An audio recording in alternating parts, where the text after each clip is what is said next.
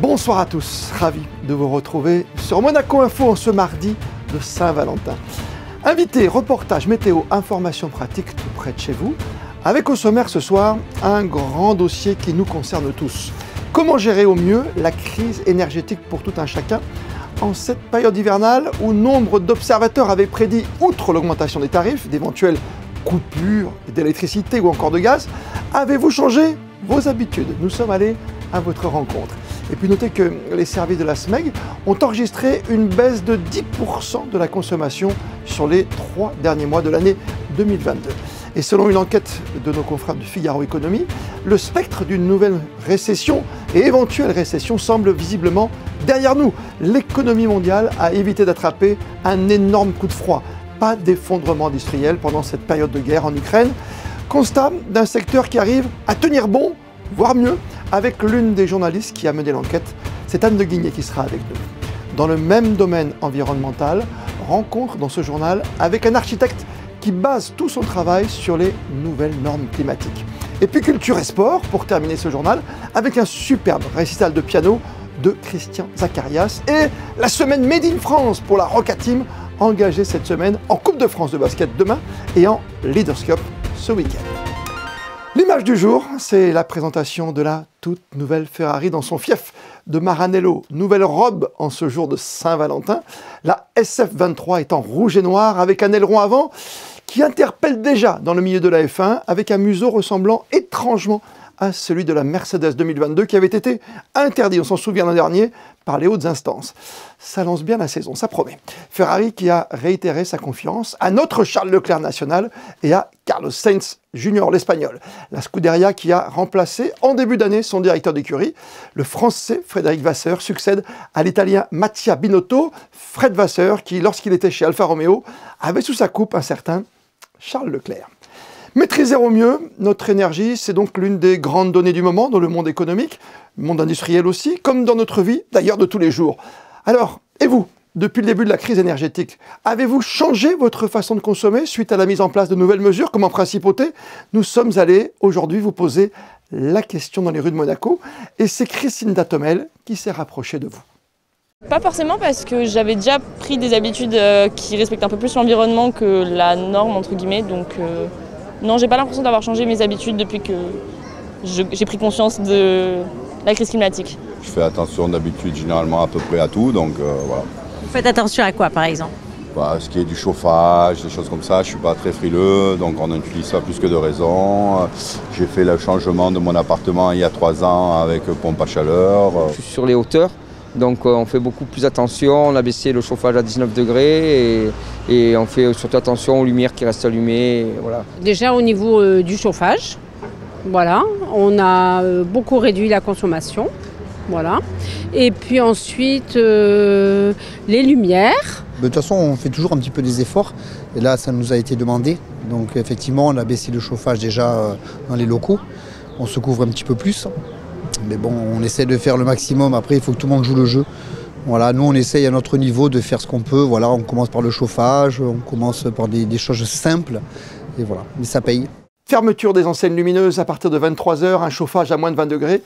Des mesures, on vient de l'entendre, souvent teintées de bon sens. Et malgré des prévisions alarmantes il y a quelques mois encore, à Monaco, les efforts ont payé.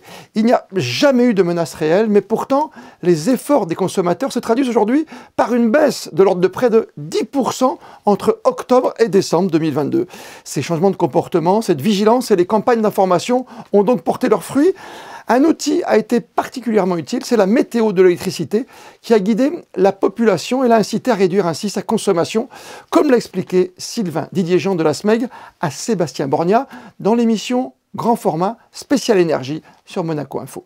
Ce sont les consommateurs qui aujourd'hui ont les clés en main. S'il fait froid, les foyers se chauffent, les entreprises se chauffent et on va arriver sur des pics de consommation. On sait que les périodes délicates sont les périodes de semaine, donc du lundi au vendredi de 8h à 13h et de 18h à 20h. Donc là, il y a vraiment des pics de consommation à ce moment-là et ce sont dans ces créneaux-là que potentiellement il n'y a pas assez de production. Donc les prévisions météo sont très importantes et bien évidemment, c'est quelques jours avant qu'on sait si le réseau est tendu ou pas. Alors vert, tout va bien, oui. On passe le cap sans difficulté. Pour autant, Il ne faut pas oublier les éco-gestes pour, je dirais, faire en sorte que ces réseaux fonctionnent bien au quotidien. Quand on passe en orange, ça veut dire que le réseau est déjà en situation tendue. Il y a un peu de marge, on a un petit peu de marge en production comparativement à la consommation, mais là les éco-gestes sont les bienvenus. Dans les créneaux que j'indiquais, 8h, 13h, 18h, 20h, en période rouge, ça passe pas. Donc 3 jours à l'avance, ces signaux sont envoyés sur le site de la météo de l'énergie, qui est sur le site de la SMEG, smeg.mc. Il y a un bandeau qui circule, couleur verte, couleur orange, couleur rouge, 4 jours à l'avance. À J-3, nous prévenons la population, attention, situation rouge. La bonne réponse, c'est faire très très attention à sa consommation, si possible abaisser, si possible décaler des usages. Je prends l'exemple du lave-linge ou du sèche-linge. On peut décaler à 22h un sèche-linge ou un lave-linge, ce qui permet de passer ce cap des périodes difficiles. Et dans le cadre du cycle de conférences de la Fondation Prince-Pierre, Philippe Ram, architecte de renom, a présenté ses nouveaux projets écologiques. Des concepts qui reposent sur une architecture basée sur les qualités atmosphériques. Vanessa Dessy vous en dit plus sur des images de Jean-Alexandre Dordet. C'est un concept qui se concentre sur la conception d'espaces intérieurs tout en s'adaptant à l'environnement. L'architecture climatique prend en compte différents facteurs tels que la température, l'humidité, le vent, l'énergie solaire ou encore l'utilisation de l'eau. L'objectif étant de créer le plus grand confort avec une efficacité énergétique optimale.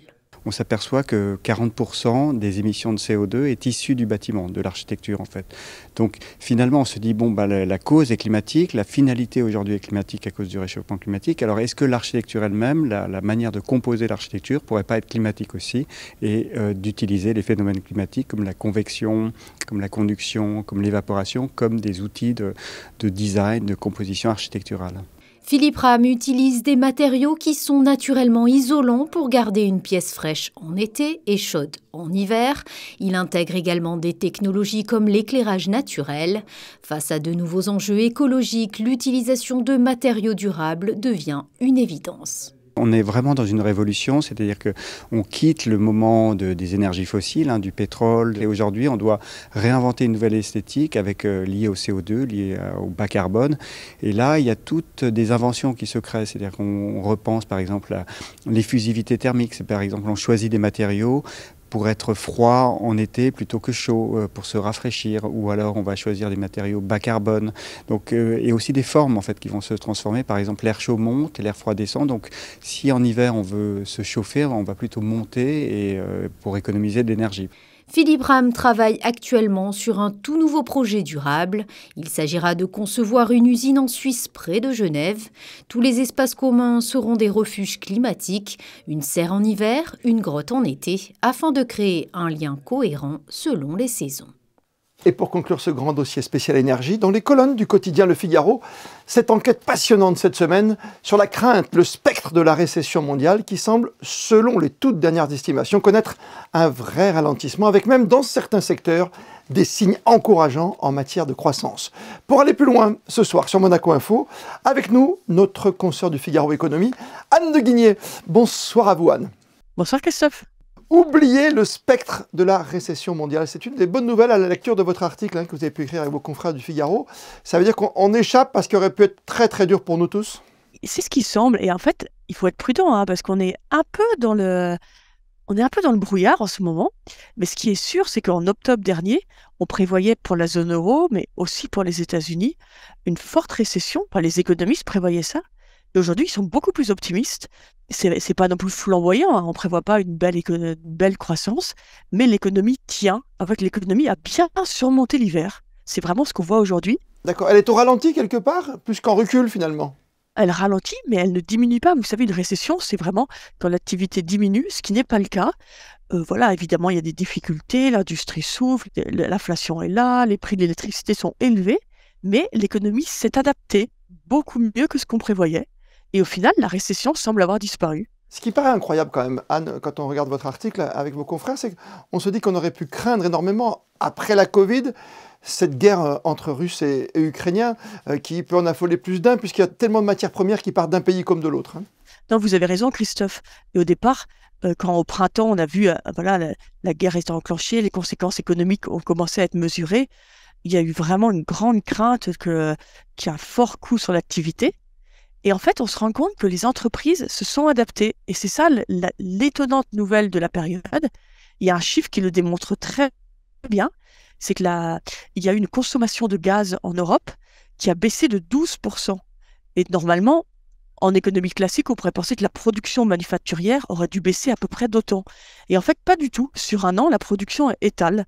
Normalement, elle aurait dû monter un peu, mais vous voyez, le choc a été énormément absorbé parce qu'en fait, les entreprises ont trouvé d'autres ressources, elles ont exporté d'autres matières premières, et puis elles se sont adaptées, elles ont changé leur chaîne de production.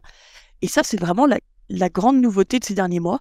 C'est cette agilité de l'industrie, de la production manufacturière qui a su absorber ce choc. Il y a des secteurs quand même qui sont pénalisés, qui sont touchés, ou des secteurs qui sont en pleine expansion aujourd'hui? Il y a des secteurs qui sont pénalisés, ceux qui consomment le plus d'énergie. Il y a des secteurs comme la chimie, dont la facture d'énergie peut représenter jusqu'à 1/3 du chiffre d'affaires. Alors eux, évidemment, ils souffrent. Et ce qui est intéressant, c'est qu'il y a un vrai découplage entre ces secteurs qui souffrent beaucoup et les autres plus solides. En fait, il n'y a pas eu de transmission à toute l'économie des difficultés. Pendant la crise financière de 2008, vous voyez, les banques ont souffert et ça s'est transmis à toute l'économie parce que le crédit s'est raréfié. Là, c'est pas le cas. En fait, vous avez quelques secteurs qui vraiment prennent le choc, mais ils ne transmettent pas les difficultés au reste de l'économie, qui souffre, mais qui tient. Qu'est-ce qu'il faut encore surveiller, Anne de Guigné, comme autre vecteur, autre secteur? C'est quoi? C'est le chômage, c'est l'inflation, sont les chiffres qui nous donnent... C'est l'inflation surtout. C'est l'inflation. Parce qu'en fait, l'inflation, elle semble, aux États-Unis, très clairement, elle redescend. En Europe, on a l'impression que ça commence aussi à redescendre, mais il faut être très humble sur les questions inflationnistes. Les économistes ont beaucoup de mal à comprendre, à savoir comment ça évolue. Donc normalement, l'inflation va redescendre tout doucement autour du premier semestre. Mais voilà, un nouveau choc en Ukraine, d'autres tensions peuvent raviver l'inflation. Et il faut aussi bien surveiller ce qui se passe en Chine. Normalement, la Chine s'ouvre, ce qui est un facteur de croissance pour l'économie mondiale. Mais voilà, en Chine, on n'est jamais à l'abri de soubresauts. Donc voilà, il y a deux sujets, je pense, à regarder de près, l'évolution de l'inflation et la réouverture chinoise. Et pour conclure, on a le sentiment qu'on fait tous des efforts, que ce soit en France, en Italie, en Europe, même peut-être aux États-Unis, comme ici à Monaco. Et on se dit qu'on avait très peur de l'énergie, qu'on passe très rapidement dans le rouge. Il y a un facteur quand même qui n'est pas négligé, c'est le climat, c'est ce qui se passe autour de nous. Ça veut dire qu'on a eu un hiver froid mais normal, on n'a pas puisé dans nos réserves? On a eu un hiver, et ça c'est vrai que c'est un point qui m'avait beaucoup interpellé au début de l'automne. C'est à quel point la météo était redevenu un enjeu vital pour l'économie. Et tout le monde était là en train de croiser les doigts en disant pourvu qu'il fasse pas trop froid. Et en fait, ça nous remet dans des temps un peu immémoriaux. Il y a bien longtemps qu'on n'a pas à ce point tous eu peur d'un hiver froid, en Europe en tout cas. Et en effet, l'hiver a été doux, et c'est évidemment une grande aide. Mais après, méfiance sur l'énergie, tout le monde l'a toujours dit. L'hiver compliqué, ce sera le suivant. Parce que pour cet hiver, il y avait des stocks de gaz. L'hiver compliqué, c'est le suivant. Dossier très complet à retrouver, on le sait, quand on lit le Figaro, on peut le retrouver aussi en ligne, comme on dit souvent, pour retrouver votre article avec vos amis du Figaro. Merci à vous, à très bientôt. Merci beaucoup Christophe, à bientôt. On s'intéresse maintenant à notre santé avec les chiffres de la Covid-19 en principauté. Avec la semaine dernière, 16 nouveaux cas positifs qui ont été révélés. En date de dimanche, 4 personnes, dont 2 résidentes, étaient hospitalisées au CHPG. Personne n'était soigné en réanimation. Et le taux d'incidence a lui aussi baissé. Il est passé en 7 jours de 69 à 41. De nouveaux ateliers de composition de plantes organisés au sein de la boutique du Jardin Exotique. Des ateliers de composition de plantes succulentes. Ateliers ouverts du lundi au vendredi à 10h et à 14h. Ces ateliers de partage, de savoir-faire sont à destination de tout public, public de tout âge, au tarif de 10 € et sur réservation obligatoire. Les sports, semaine marathon pour la Roca Team qui peut potentiellement enchaîner jusqu'à 4 matchs en 5 jours entre Coupe de France et Leaders Cup, 2 compétitions nationales un peu moins prestigieuses que l'Euroleague ou le Championnat de France, mais qui, vous allez le voir, sont tout autant prises au sérieux. Présentation de cette folle semaine par Yannick Debévert, accompagné de Pierre Guetza. La Roca Team a l'habitude des calendriers surchargés, jonglant semaine après semaine entre Euroleague et Betclic Elite. Mais ces prochains jours seront un peu différents avec potentiellement 4 matchs à jouer en 5 jours. Pas forcément un problème pour ce groupe de très haut niveau. Il y a une fatigue psychologique et mentale de répéter, je ne sais pas combien de matchs on en est actuellement, mais par rapport aux adversaires qui ont un peu moins de matchs, donc il y a cette fatigue-là, physique et mentale. Mais ouais, on sent qu'on n'a pas encore tiré le maximum et qu'il reste encore un peu de réserve. C'est cette sensation-là que j'ai, qu'il y a un petit peu de réserve et que sur un match coup près, peut-être qu'on saura donner un petit coup de boost et finir les choses comme il faut, quoi. Au programme, mercredi, le 8e de finale de Coupe de France face à Boulogne-Levallois et puis vendredi, le début de la Leaders Cup qui pourrait durer tout le week-end si la Roca Team va au bout. La clé, c'est la récupération et il faut arriver là-bas avec le moins de fatigue, mais on ne peut pas non plus prioriser une compétition ou l'autre. Je pense qu'il faut tout donner sur la Coupe de France et tout donner sur la Leaders Cup. Avant de penser à la Leaders Cup déjà remportée 3 fois par la Roca Team, les Monégasques doivent donc se concentrer sur les Metropolitans 92 de Victor Wembanyama en Coupe de France. Un choc à ne pas négliger face au deuxième de Betclic Elite. It's not easy to manage everything, like even from them, like they do have, like smaller rotation than they have, like a lot of some injuries. We can expect, some changing defenses, like from man to man to zone, to slow us down a little bit. We cannot get in their rhythm completely, but on the other hand, we should be focused, on the things we have to do. We all realize, like that this is, one of the goals we have to achieve. Both cups are important, for us. So I expect, good reaction from the previous game and loss. Pour cette semaine exceptionnelle, la Roca Team sera habillée de maillots exclusifs. Un rouge pour la Coupe de France et un blanc pour la Leaders Cup. Je trouve très sympa. Voilà, les petits croisements ici, je trouve ça beau. Numéro 5 en plus et tout. Mais je préfère le blanc. Rouge, vraiment rouge, ça me rappelle Cholet. Mais comme c'est écrit, c'est Monaco. Non mais il est bien, franchement il est beau. Monaco veut donc rester dans la course pour un premier titre en Coupe de France. Il faudra pour cela écarter Boulogne-Levallois ce mercredi à 19 h depuis la salle Gaston Médecin.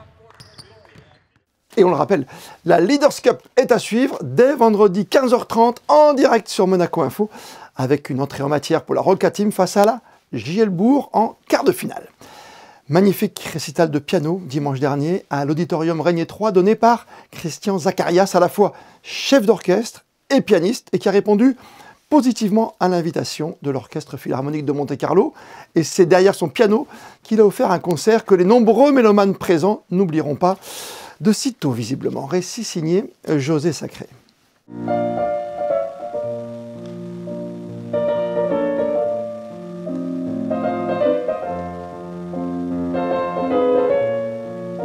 Pianiste et chef d'orchestre de classe internationale, actuellement en tournée dans toute l'Europe, Christian Zacharias a donné un récital à Monaco dimanche 12 février, au programme Les Saisons de Tchaïkovski et la sonate pour piano numéro 17 de Schubert.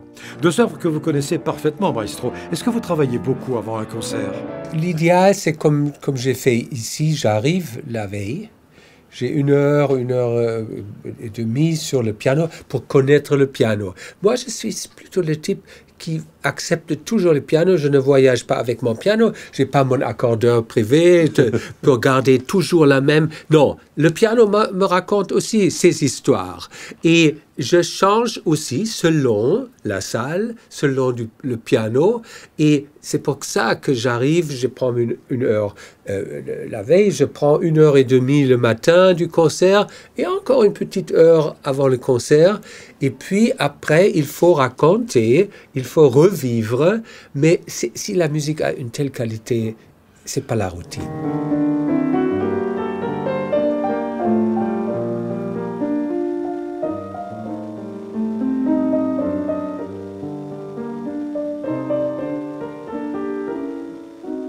Totalement sous le charme, le public a écouté le pianiste Christian Zacharias dans un silence presque religieux, avant de lui faire un triomphe. Il y a une différence d'un silence de peur et un silence d'attention, comme vous dites. Et je crois que les Tchaïkovski sont tellement fantastiques, parce qu'après 1 minute, 2 minutes, vous sentez que la salle crée un silence d'écoute. Et ça, pour moi, c'est mieux que les applaudissements. Ah oui. Ça m'invite, n'est-ce pas, de garder cette tension.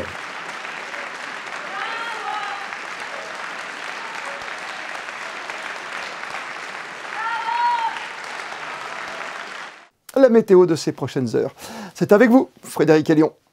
Pas de changement, Christophe, avec un temps similaire au jour précédent. Un grand soleil tout au long de la journée mercredi.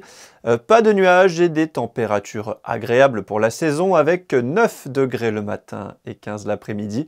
Mercredi 15 février, n'oubliez pas de souhaiter une bonne fête à tous les Claudes. Et comme le veut la tradition, on termine votre journal par les instantanés du jour avec, pour l'occasion, une tenue inédite pour la Roca Team en vue de la Leaders Cup ce week-end et de la Coupe de France demain face aux Metropolitans de Boulogne-le-Valois. Les photos sont signées Frédéric Nébinger. On se retrouve demain, 19 h, pour une toute nouvelle édition de votre journal sur Monaco Info. D'ici là, belle et bonne soirée à toutes et à tous.